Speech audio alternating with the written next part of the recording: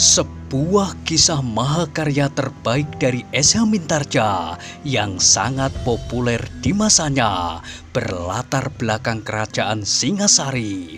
Dengan bangga kami persembahkan kepada sahabat Permata TV tercinta semuanya dengan judul Kisah Pelangi di Langit Singasari. Pada kesempatan yang sangat baik ini, kita masuk pada episode yang ke-107. Selamat menikmati. Pada episode sebelumnya telah diceritakan, dalam pada itu aku Tunggul Ametung pun menjadi bergembira sekali. Meskipun dengan cara apapun ia pasti akan dapat memiliki Ken Dedes. Namun cara yang dipakainya kini adalah cara yang sebaik-baiknya. Cara yang masih dapat menolong namanya dari berbagai sebutan yang kurang menyenangkannya. Demikian gembiranya maka aku itu pun dengan serta-merta berkata, "Bagus, aku sangat berterima kasih kepadamu Agni. Sebagai tanda terima kasihku, maka aku akan menyediakan jabatan yang pantas untukmu di dalam istanaku. Aku telah melihat bagaimana kau mampu bertempur melawan Ken Arok. Karena itu aku dapat memberimu jabatan yang sesuai dengan kemampuanmu itu." Ken Dedes yang bergembira itu menjadi semakin bergembira. Dengan demikian, maka Mahesa Agni akan mendapat kesempatan pula untuk kenikmatan hidup yang baik di dalam istana. Apalagi dengan demikian, anak muda itu tidak akan terpisah daripadanya seperti pada masa kanak-kanak mereka. "Agni," berkata aku Tunggul Ametung kemudian, "aku dapat menjadikan kau seorang prajurit. Kau tinggal melatih diri dalam beberapa segi, terutama dalam hal tata tertib dan ketentuan-ketentuan yang harus ditaati oleh setiap prajurit. Kau akan dapat menjadi seorang prajurit pengawal istana yang baik di dalam lingkungan pimpinan Witantra. Kau akan mendapat tugas khusus daripadanya sebagai pimpinan pengawal permaisuri. Bukankah jabatan itu menyenangkan kau dan adikmu?" Kegembiraan di hati Ken Dedes kini telah memuncak. Dengan serta-merta ia menjawab, "Terima kasih tuanku aku Tunggul Ametung. Dengan demikian maka kakak hamba akan selalu berada di dekat hamba, seperti pada masa-masa yang lampau, pada masa kami tinggal bersama-sama di padepokan."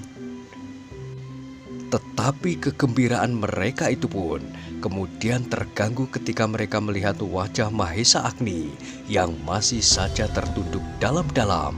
Tawaran aku Tunggul Ametung itu menyentuh juga jantung Mahesa Agni. Namun secepat itu pula tumbuhlah berbagai pertimbangan yang memberati hatinya. Di dalam lingkungan prajurit pengawal itu, ada seorang anak muda yang sama sekali tidak menyenangkan baginya. Anak muda itu bernama Kepu Ijo, yang justru adalah adik seperguruan Witantra. Kecuali daripada itu, ia masih mempunyai kewajiban yang tidak akan dapat ditinggalkannya. Ia tidak tahu berapa hari, berapa minggu, bahkan berapa bulan bendungan akan selesai. Ia tidak dapat mengingkari tanggung jawabnya hanya karena ia telah mendapat kedudukan yang baik. "Aku harus selalu berada di antara mereka," berkata Mahesa Agni di dalam hatinya. "Kedudukan ini harus tidak menggeser tanggung jawabku."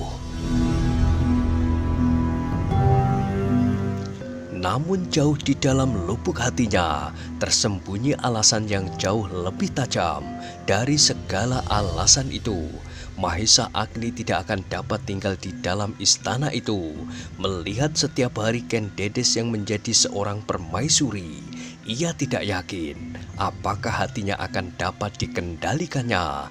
Meskipun ia selalu memaksa dirinya memberi kesempatan kepada gadis itu untuk menemukan kebahagiaan lahir dan batin. Namun sebagai manusia, maka Mahesa Agni menyadari dirinya bahwa suatu ketika ia akan dapat menjadi khilaf dan berbuat kesalahan. Itulah sebabnya, maka ia harus mempertimbangkan tawaran aku Tunggul Ametung itu masak-masak. Karena Mahesa Agni tidak segera menjawab, maka terdengar aku Tunggul Ametung bertanya, "Bagaimana Agni? Apakah kau tidak bergembira mendengar kesempatan yang aku berikan kepadamu?" Perlahan-lahan Mahesa Agni mengangkat wajahnya. Tanpa disengaja ia berpaling. Dipandanginya wajah emban tua yang duduk di belakang. Kemudian pandangannya itu berkesan kepada Ken Dedes yang wajahnya seolah-olah kini tersabut oleh keraguan-raguan atas sikapnya. Tetapi wajah Ken Dedes itu bahkan telah meyakinkan bahwa ia tidak akan dapat tinggal di istana bersama-sama dengan Ken Dedes yang akan menjadi permaisuri aku Tunggul Ametung. Karena itu, maka dengan nada datar Mahesa Agni menjawab, "Tuanku, anugerah tuanku aku Tunggul Ametung yang tidak hamba sangka-sangka itu benar-benar telah menggetarkan hati hamba. Hamba menjadi sangat bergembira dan berterima kasih karenanya. Tetapi tuanku, mungkin tuanku aku Tunggul Ametung telah mengetahuinya bahwa kini hamba sedang disibukkan oleh suatu tugas yang tidak dapat hamba tinggalkan." Aku Tunggul Ametung itu mengerutkan keningnya. Terasa bahwa ia menjadi kecewa karenanya. Aku itu mengharap bahwa Mahesa Agni akan terkejut dan dengan gemetar menyatakan kegembiraan hatinya. Ia mengharap Mahesa Agni dengan serta-merta akan menerima jabatan yang diberikannya itu. Bahkan Mahesa Agni akan mengucapkan beribu-ribu terima kasih yang tidak henti-hentinya. Sebagai seorang anak patisan, maka kedudukan yang sedemikian baiknya itu pasti akan membuatnya berangan-angan. Tetapi Mahesa Agni tidak berbuat demikian. Mahesa Agni itu mendengar segala katanya itu dengan hati yang dingin dan dengan wajah yang tidak berkesan apapun. Meskipun mulutnya mengucap terima kasih dan bergembira karenanya. Apalagi kemudian jawab anak muda itu menjadikan dada aku Tunggul Ametung berdebar-debar. Anugerah pangkat itu masih juga diperbandingkan dengan kewajiban yang lain. Yang tidak kalah kecewa daripada aku Tunggul Ametung adalah Ken Dedes sendiri. Segera ia mengetahui maksud Mahesa Agni tentang kewajiban yang dikatakannya itu, sehingga hampir tanpa disadarinya, gadis itu berkata mendahului aku Tunggul Ametung, "Kakang agaknya akan selalu terikat dengan pekerjaan itu. Bukankah tugas yang kau maksud adalah bendungan itu? Setiap kali kau menyebutnya, setiap kali kau mengatakan bahwa kau terikat pada bendungan itu. Sekarang, pada saat Kakang menerima anugerah yang tidak disangka-sangka dari aku Tunggul Ametung, Kakang telah memperbandingkannya pula dengan pekerjaan Kakang untuk bendungan itu pula. Kakang, sebenarnya alasan-alasan yang pernah Kakang katakan itu sangat menjemukan." Ken Dedes itu pun tiba-tiba terdiam ketika ia melihat Mahesa Agni menarik nafas dalam-dalam sambil mengusap lehernya yang menjadi panas. Bahkan Ken Dedes itu pun kemudian merasa bahwa ia telah terdorong terlampau jauh oleh kekecewaan yang bergelora di dalam dadanya. Namun Mahesa Agni tidak segera menjawab. Ia masih menunggu apakah masih ada lagi kata-kata yang akan diucapkan oleh Ken Dedes. Tetapi Ken Dedes itu pun kemudian menundukkan wajahnya pula sambil bergumam lirih, "Maafkan hamba tuanku aku." Aku Tunggul Ametung itu mengerutkan keningnya. Betapa ia menjadi kecewa, namun ia masih bertanya, "Benarkah yang kau maksud dengan tugas yang tak dapat kau tinggalkan itu adalah bendungan itu?" Mendengar pertanyaan aku Tunggul Ametung itu, hati Mahesa Agni menjadi ragu-ragu. Tetapi ia tidak ingin mengingkari tugas yang telah dibebankannya sendiri di atas pundaknya. Sehingga karena itu, maka kemudian ia menjawab lirih sambil menundukkan wajahnya, Ya tuanku, tugas hamba adalah menyelesaikan bendungan itu. Aku Tunggul Ametung menarik nafas dalam-dalam. Terdengar kemudian ia bertanya kembali. Apakah pamrihmu Agni bahwa kau lebih mementingkan bendungan itu daripada jabatan yang aku berikan? Kini Mahesa Agni tidak dapat lagi mengelak. Ia harus mengatakan menurut kata hatinya. Ia akan membuka dadanya tanpa selembar aling-aling. Sambil menengadahkan wajahnya Mahesa Agni itu pun kemudian menjawab. Tuanku, seperti yang hamba katakan, hamba menjadi sangat bergembira dan berterima kasih atas anugerah jabatan yang tiada hamba sangka-sangka. Tetapi tuanku, hamba mohon maaf yang sebesar-besarnya bahwa hamba pada saat ini belum dapat menerima anugerah itu, sebab hamba masih terikat oleh tanggung jawab atas bendungan itu. Dengan jabatan yang tuanku anugerahkan itu, mungkin hamba akan dapat hidup senang tanpa memikirkan lagi kesulitan seperti yang sedang dialami oleh rakyat Panawijen. Hamba tidak lagi harus menunggu air di selokan, dan hamba tidak lagi harus berprihatin apabila sawah-sawah menjadi kering. Tetapi tuanku, maafkan hamba bahwa hati hamba tidak sampai untuk melakukannya. Sejak kecil hamba hidup dalam satu lingkungan suka dan duka bersama-sama rakyat Panawijen. Itulah sebabnya hamba masih mohon waktu untuk menerima anugerah Tuanku. Hamba ingin berada di antara rakyat Panawijen yang kini sedang menderita kekeringan. Hamba ingin ikut merasakan betapa kami harus memeras keringat kami untuk masa depan padukuhan kami. Apabila semua telah selesai, apabila rakyat Panawijen telah hidup dalam keadaan yang baik, maka hamba akan menghadap Tuanku kembali. Jangankan sebuah jabatan yang tidak hamba impikan itu, bahkan menjadi juru taman atau juru pekatik pun akan hamba lakukan. Yang mendengar kata-kata Mahesa Agni itu pun tertegun diam. Kata-kata itu benar-benar telah menyentuh hati mereka. Aku pun sejenak tidak dapat mengucapkan sepatah kata pun. Dipandanginya wajah Mahesa Agni yang memancarkan kebulatan tekadnya bahwa ia telah menyerahkan seluruh dirinya kepada pekerjaan yang berat itu.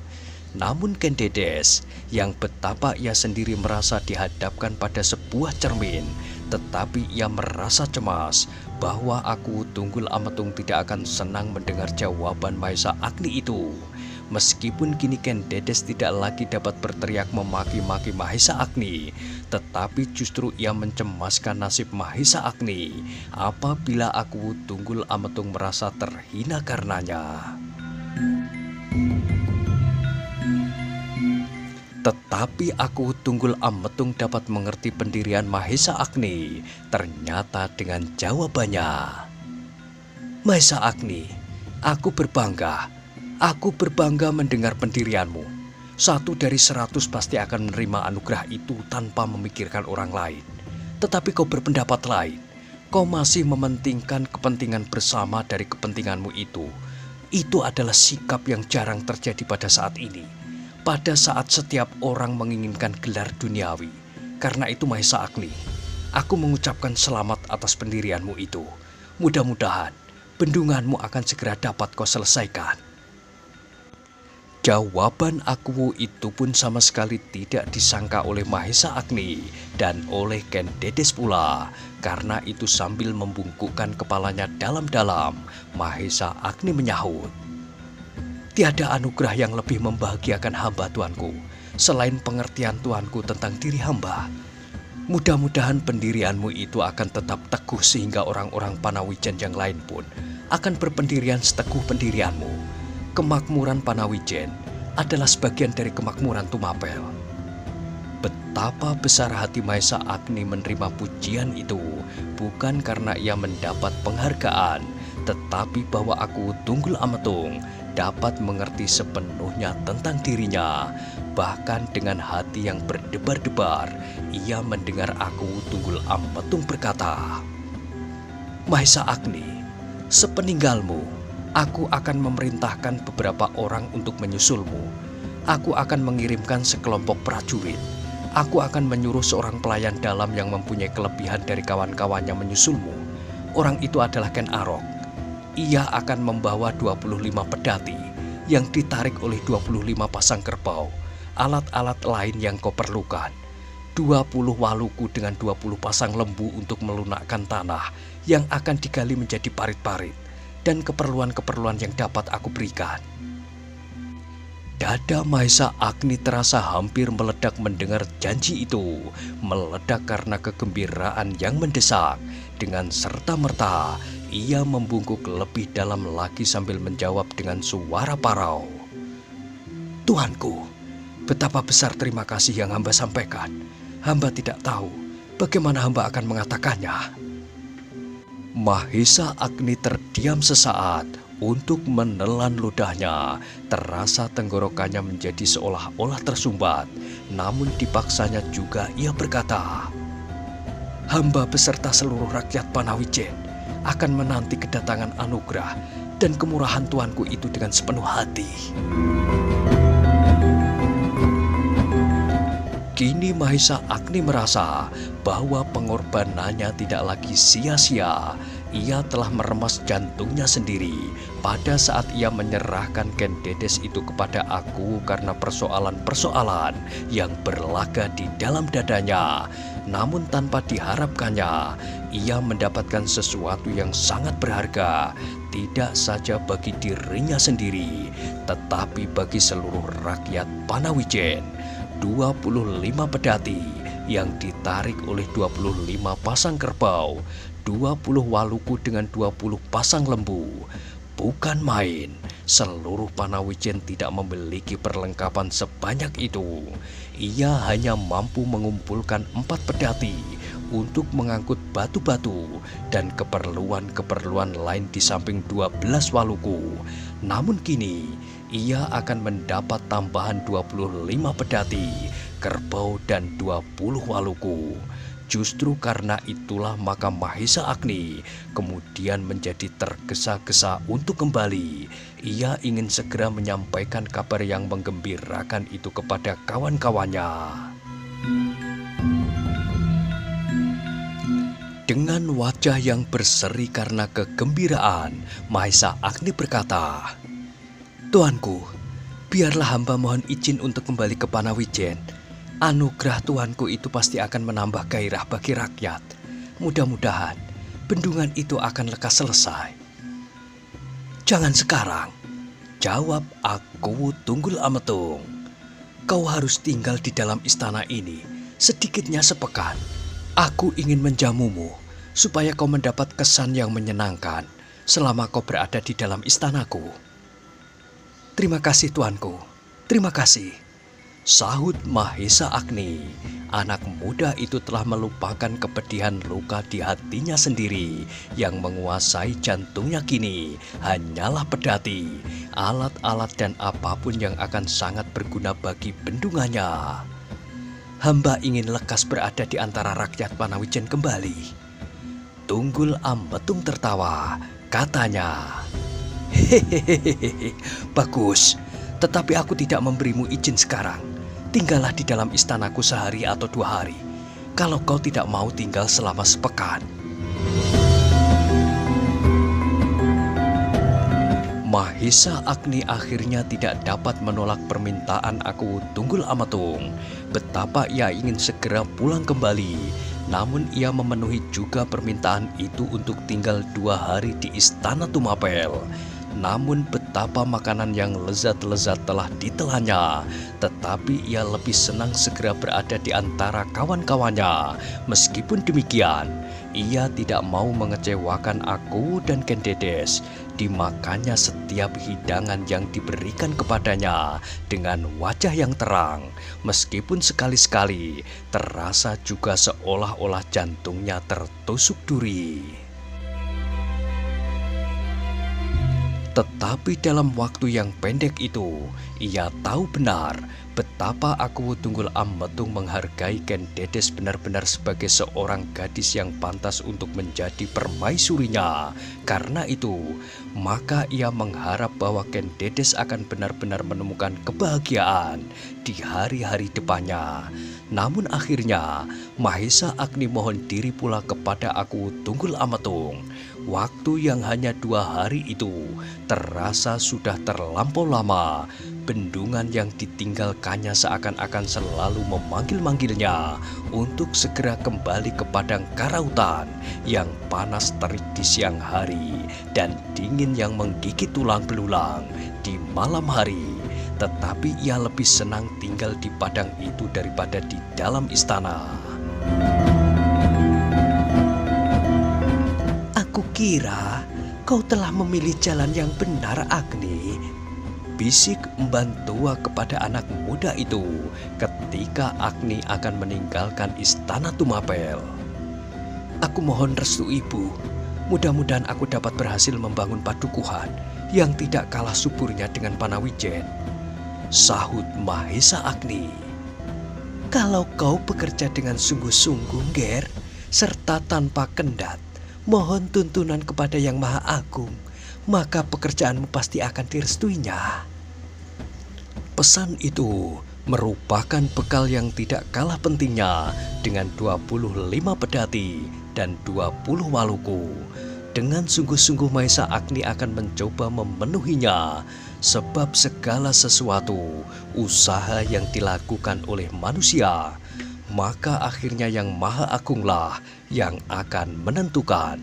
Namun Yang Maha Agung akan mendengarkan, menyaksikan, dan memenuhi permohonan manusia yang dengan sungguh-sungguh berjalan sepanjang jalan yang dikehendakinya. Demikianlah, maka akhirnya Mahesa Agni meninggalkan istana Tumapel. Ken Dedes kini tidak lagi kecewa terhadapnya, bahkan terasa kebanggaan menjalari dadanya pula. Setidak-tidaknya, satu dari keluarganya telah ikut membina padukuhan baru yang akan dapat menampung seluruh penghidupan dan kehidupan Panawijen yang kini telah menjadi kering. Mahesa Agni sendiri tidak menyadari bahwa ia telah memacu kudanya terlampau cepat. Ia merasa begitu tergesa-gesa, seolah-olah hari-harinya yang akan datang akan menjadi terlampau pendek. Aku akan singgah ke Panawijen dahulu, katanya di dalam hati. Mungkin ada beberapa hal yang perlu aku pesankan kepada para cantrik di Padepokan, atau kepada orang-orang tua yang menunggui desa. Mungkin pedati-pedati dari Tumapel akan lebih dahulu singgah di Panawijen, sebab aku lupa berpesan supaya pedati-pedati itu langsung saja dikirim ke padang karautan. Dalam pada itu, di bagian lain dari ujung wilayah pemerintahan Aku Tunggul Ametung, Empu Soto dan kedua muridnya berjalan tergesa-gesa ke Kemundungan. Mereka telah berpesan agar beberapa orang murid-muridnya dan murid-murid orang yang menamakan diri Mbau Rekso Kali Elo menyingkir sejenak dari Padepokan Empu Soto, sebab mungkin Witantra akan berbuat sesuatu atas mereka. Dengan sepasukan prajurit dalam jumlah yang besar, mereka harus bersembunyi di tempat-tempat yang tidak begitu dikenal untuk sementara. Sementara itu, Empu Soto dan kedua muridnya langsung mencari Kebu Sindet dan Wong Sarimpat. Bagi kuda sempana, perjalanan itu seakan-akan terasa terlampau lama. Apakah kita masih harus bermalam lagi, Guru? Bertanya kuda sempana. Tidak, sahut gurunya. Kita cukup bermalam di perjalanan 1 malam. Hari ini kita akan sampai meskipun menjelang senja. Kuda sempana tidak bertanya lagi. Mereka berjalan cepat, seolah-olah mereka takut terlambat.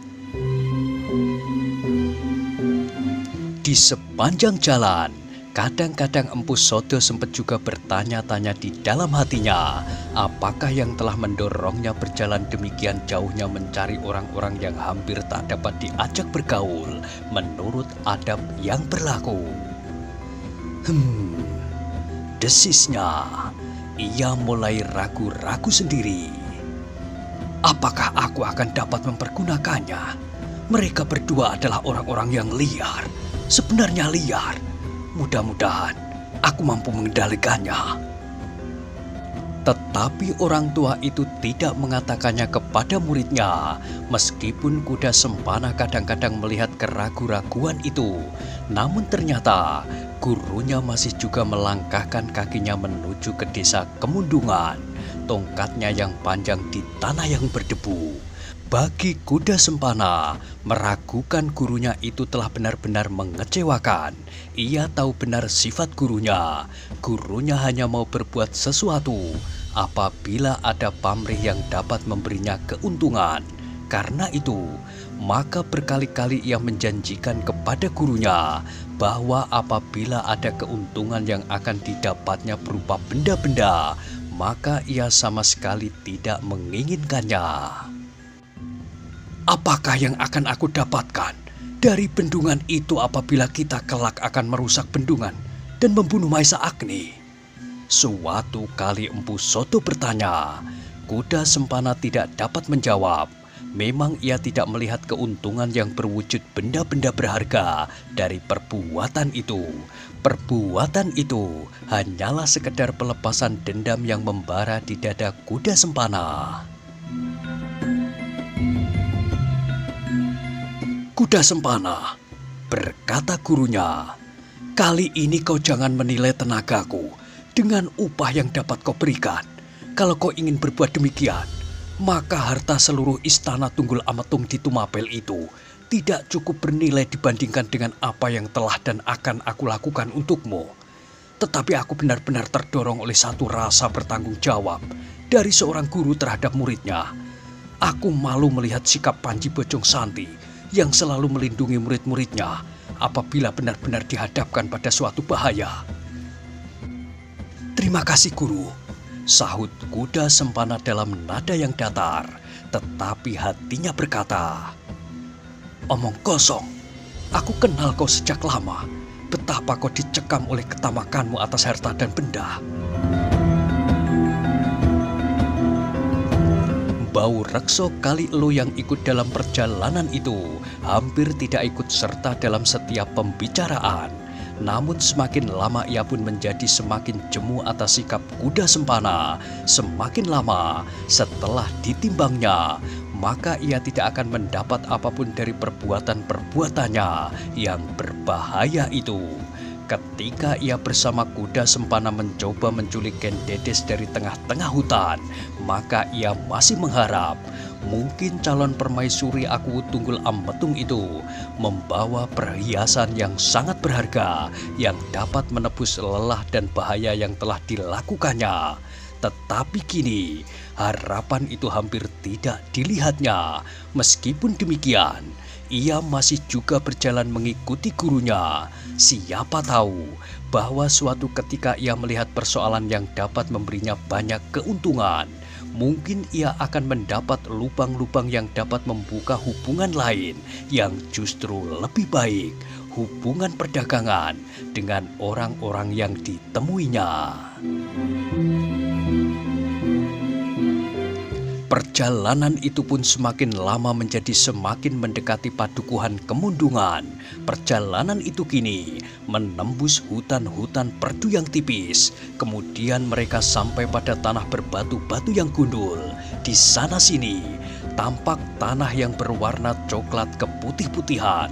Di sebelah bukit-bukit gundul itulah terletak desa terpencil yang bernama Kemundungan. Desa yang jauh lebih kecil dan terpencil dari padukuhan Panawijen. Tak banyak yang dapat diketahui orang tentang desa terpencil itu. Melihat daerah yang gundul tandus dan pohon-pohon cemara yang kurus menjulang tinggi, hati kuda sempana menjadi berdebar. Belum pernah ia melihat daerah yang segersang itu. Ia pernah melihat daerah Panawijen yang kering, tetapi tidak segarang alam yang dihadapinya. Tanah yang berbatu-batu, berwarna coklat keputihan.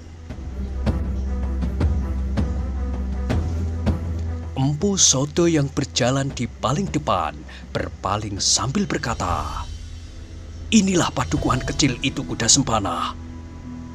Pegunungan batu, Guru. Empu Sodo tersenyum. Ya, jawabnya. Pegunungan yang keras ini agaknya telah membantu membuat Kebu Sindet dan Wong Sarimpat memiliki kelakuannya sekarang. Apakah mereka tinggal di daerah ini sejak kecilnya? Tanya orang yang menamakan diri Mbau Rekso Kali Elo. Aku tidak tahu, sahut Empu Sodo. Tetapi di sini dahulu tinggal seorang sakti. Orang itu adalah guru Kebu Sindet dan Wong Sarimpat. Siapakah orang sakti itu? Aku baru melihatnya 2 kali. Orang itu adalah kawan guruku, tetapi mereka mempunyai sifat yang jauh berbeda. Apakah perbedaan itu? Empu Sodo menelan ludahnya. Ia tidak dapat mengatakannya, sebab selama ini sikap dan kelakuannya sendiri tidak dapat dibanggakannya seperti ia ingin membanggakan gurunya. Karena itu, maka orang tua itu pun terdiam. Bagaimana, Guru? Desak kuda sempana. Aku tidak tahu, jawab Empu Sodo akhirnya. Aku tidak tahu perbedaan di antara keduanya. Tetapi yang aku dengar, orang sakti yang tinggal di dalam goa di dekat kemundungan itu adalah seorang bangsawan dari Daha. Tetapi bangsawan itu merasa dirinya terhina dan terbuang dari lingkungannya karena kesalahan yang tak dapat diampuni lagi. Beruntunglah bangsawan itu tidak mendapat hukuman sapu sampai mati seperti yang berlaku bagi kesalahan serupa. Apakah kesalahan itu? Empu Sodo terdiam sejenak, namun kemudian ia berkata pula, aku tidak tahu pasti. Menurut guruku, bangsawan itu telah melanggar hubungan kekeluargaan. Kuda sempana mengerutkan keningnya. Katanya, kesalahan yang dicari-cari. Empu Sodo memandang wajah muridnya itu. Wajah yang merah hitam dibakar oleh sinar matahari, seperti wajahnya sendiri. Tetapi Empu Sodo tidak menyahut seperti kuda sempana sendiri yang saat ini sedang mencoba melanggar hubungan kekeluargaan. Meskipun sedang dijalin, justru keluarga aku tunggul ametung. Karena itu, maka adalah wajar bahwa kuda sempana tidak senang mendengar jenis kesalahan itu.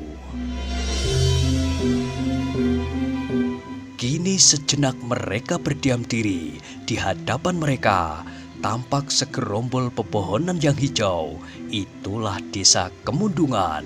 Setapak-setapak mereka berjalan maju menyusuri jalan sempit di lambung bukit-bukit gundul. Sekali-sekali kaki-kaki mereka menginjak ujung-ujung batu yang runcing. Dan sekali-sekali duri-duri liar yang tumbuh di sisi-sisi jalan. Nah, bagaimanakah kisah selanjutnya? Silahkan ikuti terus kisah Pelangi di Langit Singasari pada episode berikutnya. Sampai jumpa.